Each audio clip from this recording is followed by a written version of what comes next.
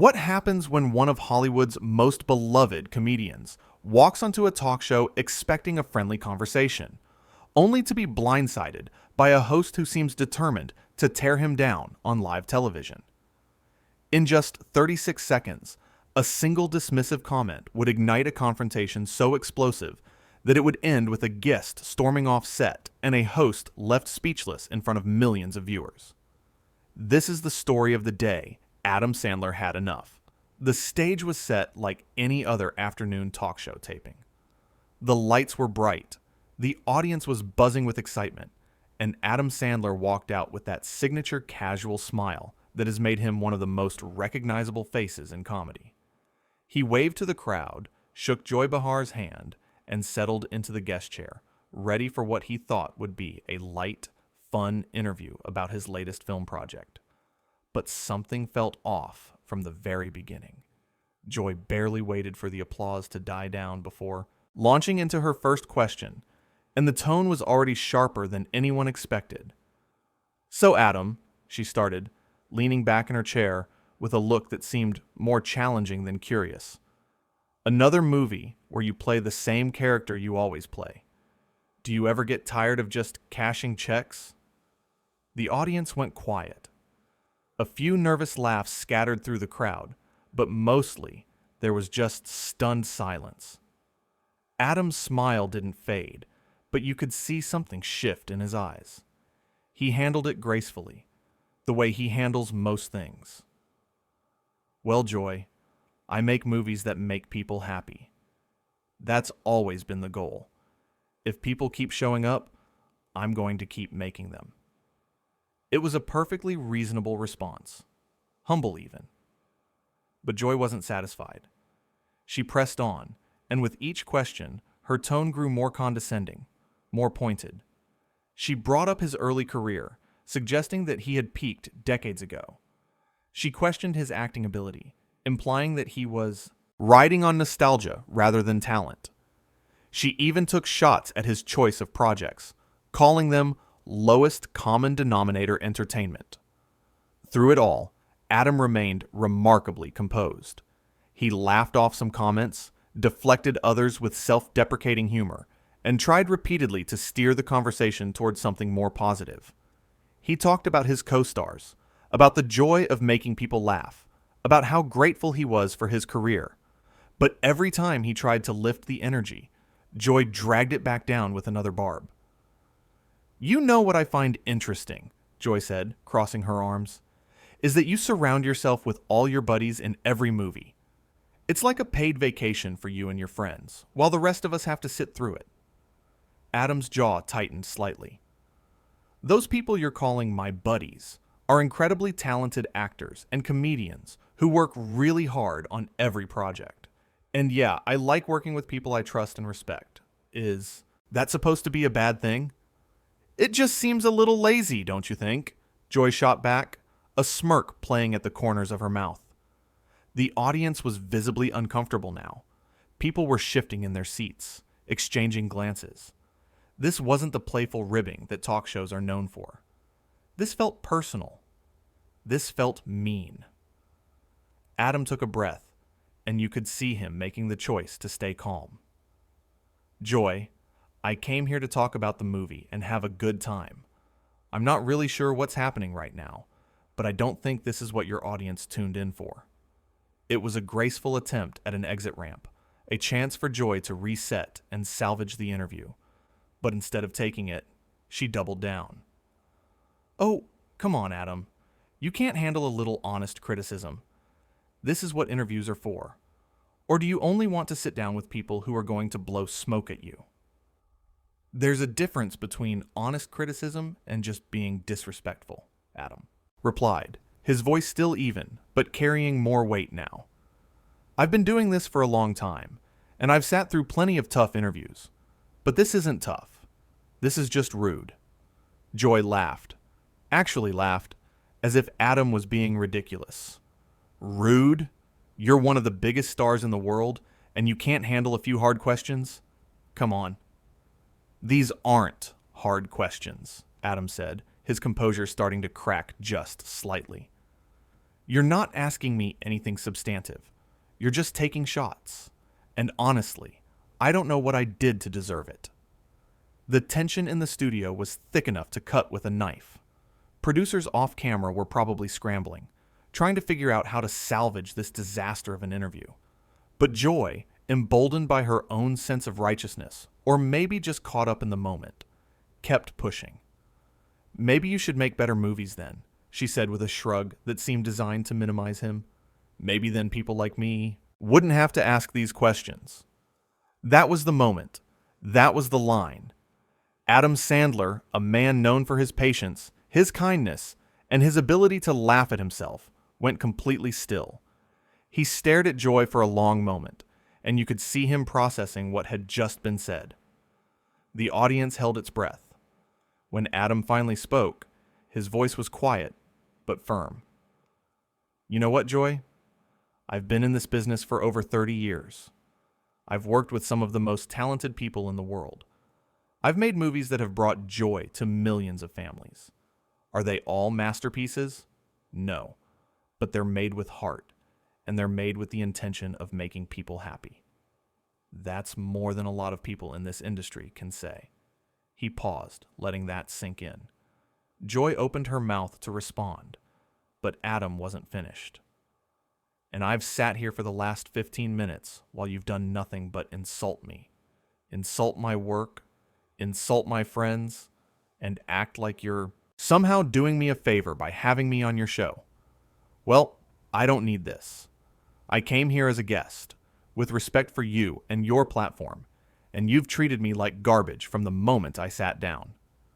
The audience was dead silent now. Some people were nodding.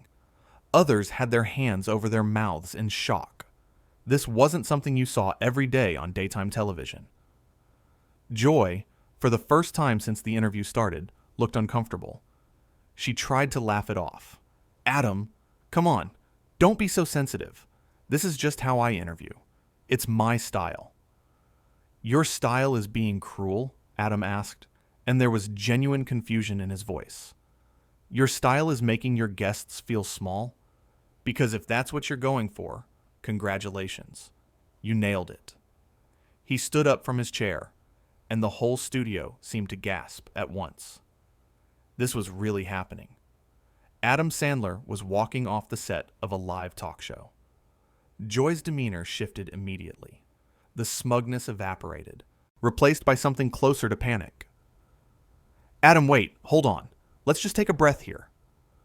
But Adam was already unclipping his microphone. "I'm good, Joy. I think we're done here. I hope whatever you were trying to prove was worth it." "You're really going to walk off?" Joy asked, and now there was an edge of desperation in her voice. She was starting to realize how this looked, how this was going to play. "I really am," Adam said simply.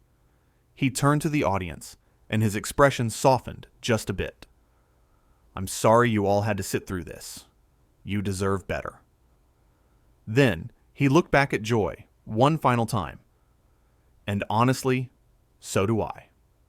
With that, he walked off the stage, leaving Joy sitting alone at her desk, the cameras still rolling, the audience still silent. You could see her trying to figure out what to say, how to spin this, but there was no spinning it. Everyone in that room had just watched her push one of the nicest guys in Hollywood to his breaking point. Joy stammered. Something about going to commercial, her voice lacking its usual confidence. The audience sat frozen, unsure if they should applaud or just process what they had witnessed. A few people actually stood up as Adam walked through the audience toward the exit, giving him supportive nods and pats on the back. And just like that, it was over. The interview that was supposed to be a promotional spot for a comedy had turned into one of the most uncomfortable moments in talk show history. What makes this whole situation even more striking is knowing who Adam Sandler is as a person. This is a guy who is famous in the industry for being genuinely kind. Stories about his generosity and loyalty are legendary. Crew members talk about how he remembers their names and asks about their families. Co-stars describe him as the most supportive scene partner they've ever had. He tips servers hundreds of dollars, and takes time for every fan who approaches him. This isn't someone with a reputation for being difficult or temperamental. This isn't someone known for walking off sets or causing drama, which is exactly why what happened on Joy Behar's show was so shocking. It takes a lot to push someone like Adam Sandler to that point. It takes sustained disrespect and a complete disregard for basic human decency. And that's what Joy demonstrated throughout that entire interview.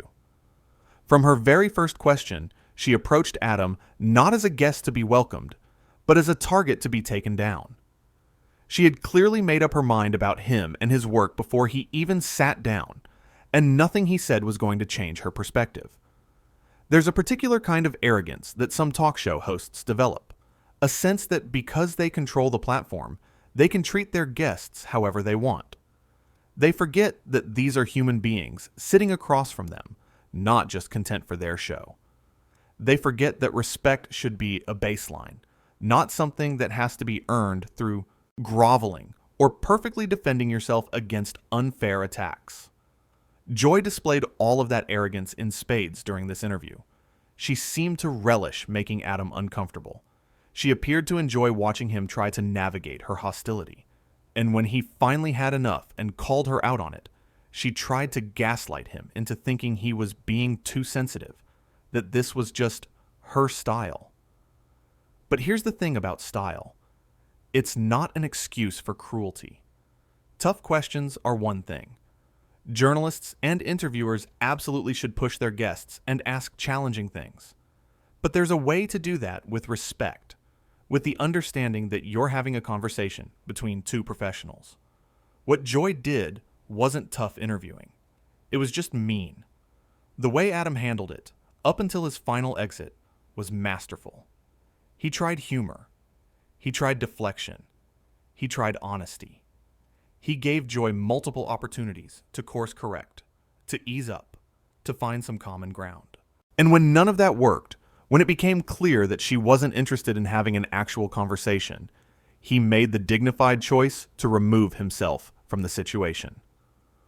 Walking off a talk show is a bold move. It's the kind of thing that can get spun in a lot of different ways. But in this case, anyone who watched that interview understood exactly why Adam did what he did. He wasn't being a diva. He wasn't overreacting. He was simply refusing to sit there and be disrespected for one more second. And you know what? Good for him. More people should be willing to stand up for themselves like that.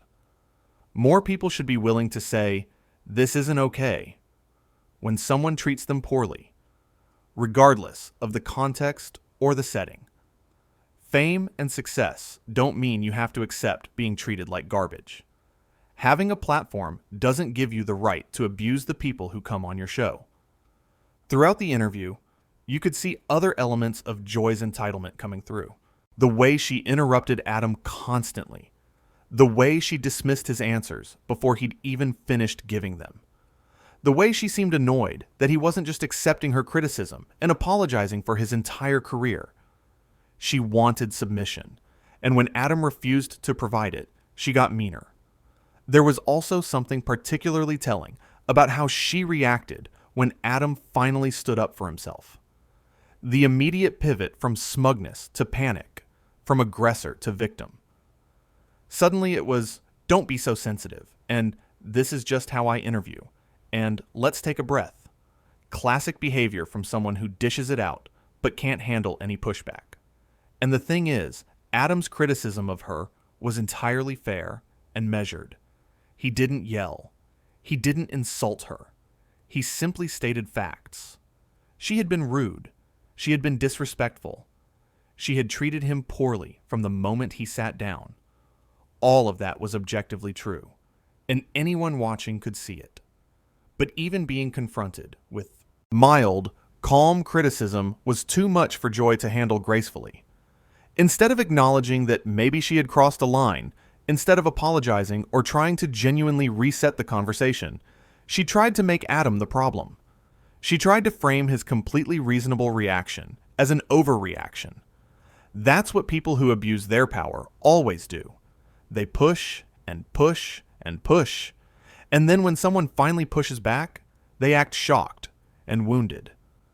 They try to make the person defending themselves look like the aggressor. It's a transparent tactic, but it works often enough that people keep using it. In this case, though, it didn't work. The audience could see what was happening. The viewers at home could see it. Even Joy's own producers and crew could see it. There was no ambiguity here, no both sides to consider. One person came on a show to promote their work and have a pleasant conversation. The other person decided to use that platform to be needlessly cruel. It's that simple. What makes this story resonate with so many people is that we've all been in situations where someone treats us poorly and we're not sure how to respond. Maybe it's a boss who crosses lines. Maybe it's a family member who thinks their relationship gives them license to be hurtful. Maybe it's just someone at a party who decides you're going to be their verbal punching bag for the evening. We've all felt that tension between wanting to keep the peace and wanting to stand up for ourselves. We've all experienced that moment where we have to decide, do I sit here and take this, or do I remove myself from this situation?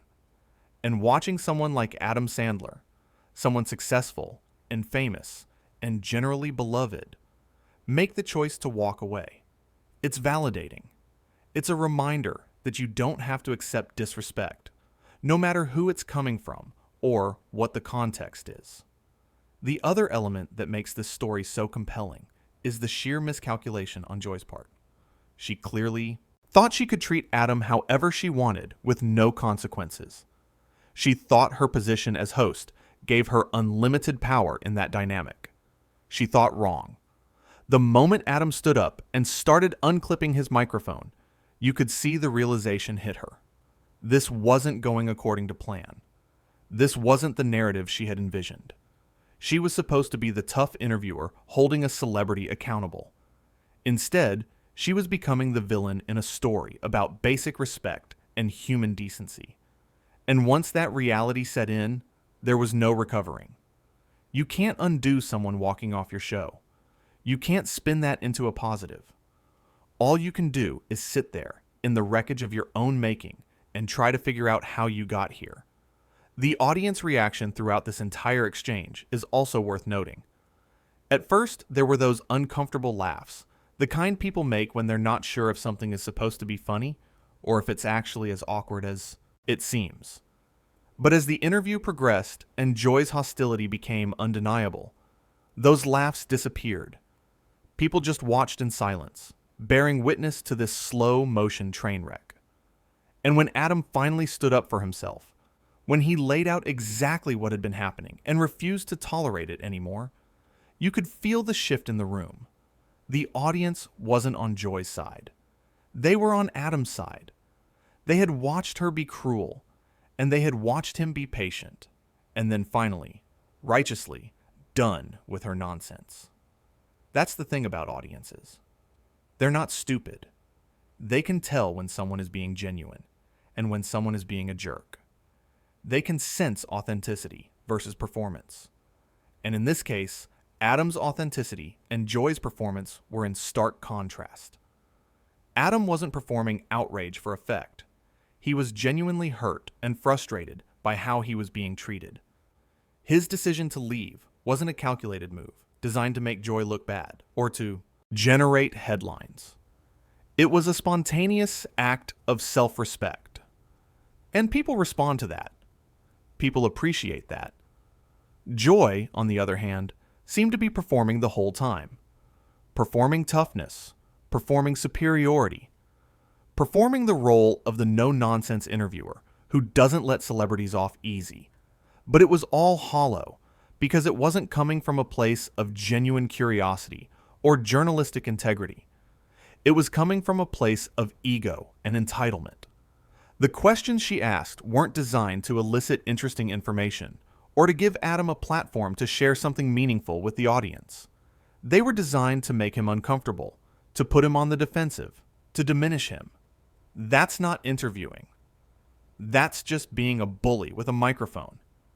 And bullies, when they finally get called out, tend to react exactly the way Joy did.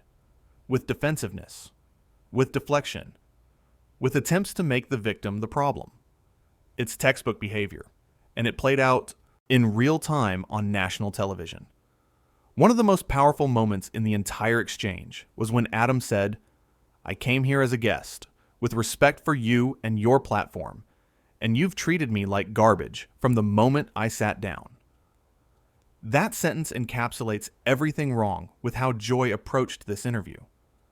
Adam came in good faith. He showed up. He was polite. He was game for conversation. He respected the format and the setting. And he expected, reasonably, that he would be afforded basic respect in return. Not worship, not softball questions, just basic human decency. And he didn't get it. That betrayal of the fundamental social contract of a talk show interview is what made this situation so egregious. When someone agrees to be a guest on your show, there's an implicit agreement. They'll show up and engage honestly, and you'll treat them with a baseline level of respect. Joy violated that agreement completely, and Adam's reference to his 30-plus years in the business, to the millions of families his movies have brought joy to, wasn't bragging. It was context. It was a reminder that he's not some flash-in-the-pan celebrity desperately clinging to relevance. He's a proven talent with a body of work that speaks for itself, and he doesn't need to justify his career to someone who's decided to dismiss it out of hand. The line about his movies being made with heart particularly stands out. Because that's true. Whether you personally enjoy Adam Sandler movies or not, it's undeniable that they come from a genuine place. He makes movies he finds funny, with people he cares about, for audiences who want to laugh. There's no cynicism in that. There's no contempt for the audience. It's pure and straightforward, and in an industry often characterized by calculation and pretense, that's actually pretty rare.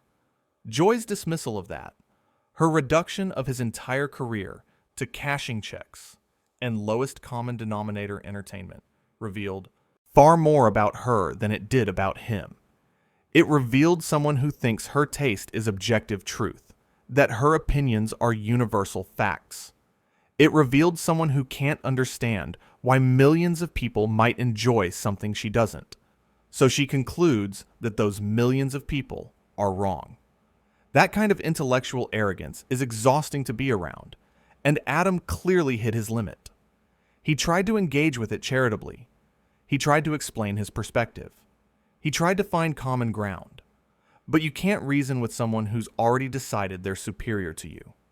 Eventually, you just have to walk away. And that's what Adam did. The moment when he turned to the audience and apologized to them, told them they deserved better, that was class. Even in his frustration, even in his justified anger, he thought about the people who had come to see a show and instead got an uncomfortable spectacle. He acknowledged their experience and validated that this wasn't what any of them had signed up for.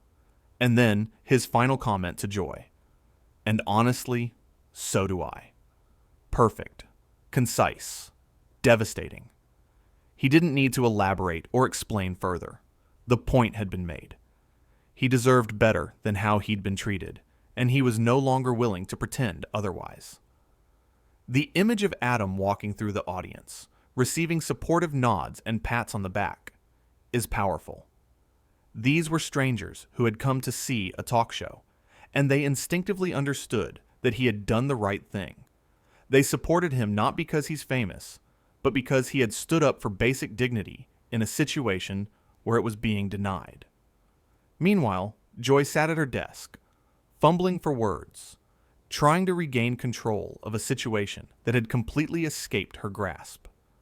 The confidence and smugness that had characterized her throughout the interview were gone, replaced by the dawning realization that she had massively miscalculated. This is what happens when you forget that power comes with responsibility. Yes, as a talk show host, you have control over the flow of conversation. You have the platform. You have the microphone. But that doesn't mean you can wield that power carelessly or cruelly.